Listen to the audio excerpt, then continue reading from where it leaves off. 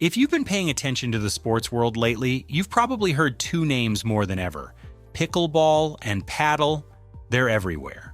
Courts are popping up in cities, people are posting rally clips, and more beginners are trying these sports for the first time. And because they both use paddles and smaller courts, a lot of people assume they're basically the same thing.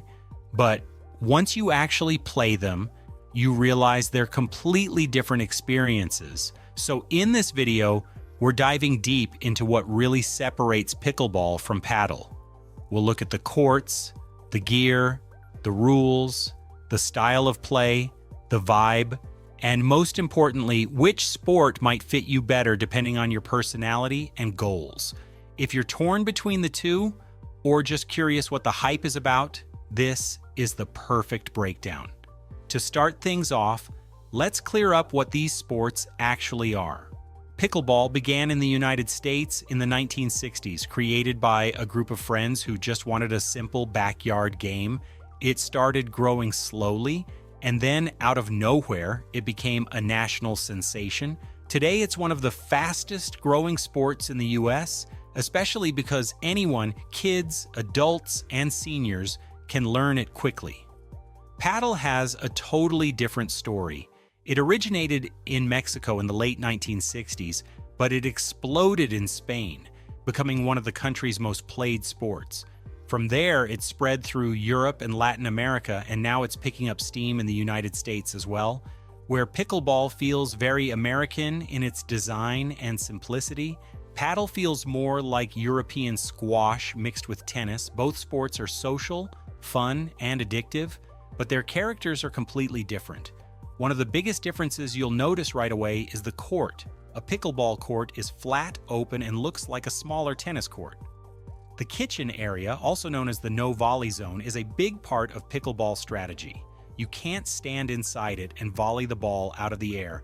This simple rule is what creates those soft, controlled shots known as dinks, and also prevents the game from turning into non-stop smashing. Padel, on the other hand, is played inside a glass-walled enclosure. The entire court is surrounded by walls, and those walls are part of the game. You can use them the same way squash or racquetball players do, letting the ball bounce off them or defending shots with the glass behind you. This enclosed design makes Padel feel intense and visually dramatic. You hear the echo of every hit, you see the ball zipping between players and walls, and you feel like the entire game is happening in this energetic little arena. Equipment also makes the two sports feel distinct. A pickleball paddle is lightweight, usually rectangular, and made of composite or carbon materials. It feels similar to an oversized ping pong paddle. The ball is a plastic wiffle ball with holes in it, which travels slower but bounces sharply. When you hit it, you get that classic pop sound that everyone associates with pickleball. Padel rackets are thicker and heavier with a solid foam interior and a perforated outer surface. They're not stringed like tennis rackets, but they have a depth and firmness that makes each shot feel weighty. The paddle ball looks almost identical to a tennis ball, just with a bit less pressure inside. This means it doesn't bounce quite as high, but it still moves fast enough to make rallies exciting. Serving rules create another major contrast. In pickleball, the serve must be underhand, hit below the waist, and directed diagonally into the opponent's service box. It's not designed to win points instantly, it's more like the official way to begin a rally. That's why points in pickleball tend to develop slowly at first and grow in intensity as players move toward the net. In Padel, the serve is also underhand, but you bounce the ball before hitting it. Players often use slice or side spin, trying to place the ball so it hits the sidewall and creates an awkward return angle. The serve in Padel doesn't dominate the game the way a tennis serve does, but it definitely sets the tone for the rest of the point.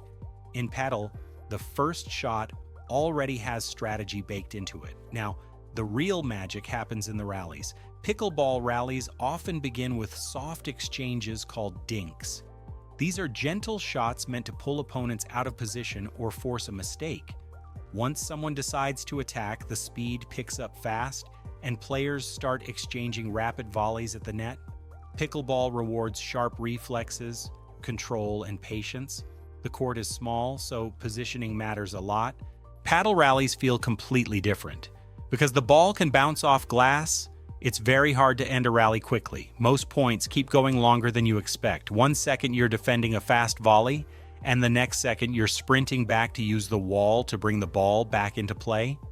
The walls create angles you can't get in pickleball or tennis, making paddle feel like a non-stop puzzle of movement and creativity. Another difference is how the games are played socially. Pickleball is played as singles or doubles, but doubles is far more common. In most public parks, you'll see groups of strangers mixing in, rotating courts, and playing with new partners. Pickleball has a culture of easy drop-in play. It's incredibly welcoming to beginners. Padel is almost always played as doubles. The court is designed for 4 people, and the game simply feels incomplete without partners because of how much space you need to cover. But Padel also brings a strong social vibe. Many clubs build Padel courts with hangout areas, and players often stick around after matches. The sport has a fun, community-driven atmosphere, but it's more structured than the casual drop-in culture you see with pickleball. Both sports have scoring systems that reflect their origins. Pickleball uses an 11-point game where only the serving team can score. This can feel confusing at first, but after a few games you memorize the pattern. Matches move quickly, and there's always a sense of we can still come back. Padel uses standard tennis scoring, 15, 30, 40 game. Matches are usually best of 3 sets. If you've played tennis before, Padel scoring will feel natural. If not, it's still pretty easy to learn. The tennis-like structure gives Padel a traditional, competitive rhythm. Let's talk about physical demand. Pickleball is generally easier on the body. The court is smaller, there's less running, and the movements are sharper but shorter. It's perfect for people who want activity without high impact. That said, high-level pickleball can get intense, especially with the quick volleys at the net. Padel is more of a workout. You'll run more, lunge more, slide more, and use more of your body overall, but it's not a punishing sport. The walls give you time to recover shots, and the softer ball reduces strain. It's the kind of sport where you finish tired but happy because the rallies feel so satisfying. So, which one should you play? If you want something beginner-friendly, social, and easy on the joints, pickleball is a great choice. If you enjoy long rallies, creative shot making, and a bit more movement, Padel might be perfect for you. Honestly, both sports have their own charm, and you might end up loving both for different reasons. And that's the real beauty of this comparison. You don't have to choose one forever. You can play pickleball for its fast reflex rallies and Padel for its exciting wall-based points.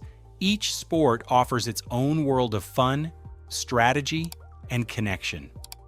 If you enjoyed this breakdown, make sure to like the video and subscribe for more beginner-friendly guides. Let me know in the comments which one you're trying first, pickleball or Padel.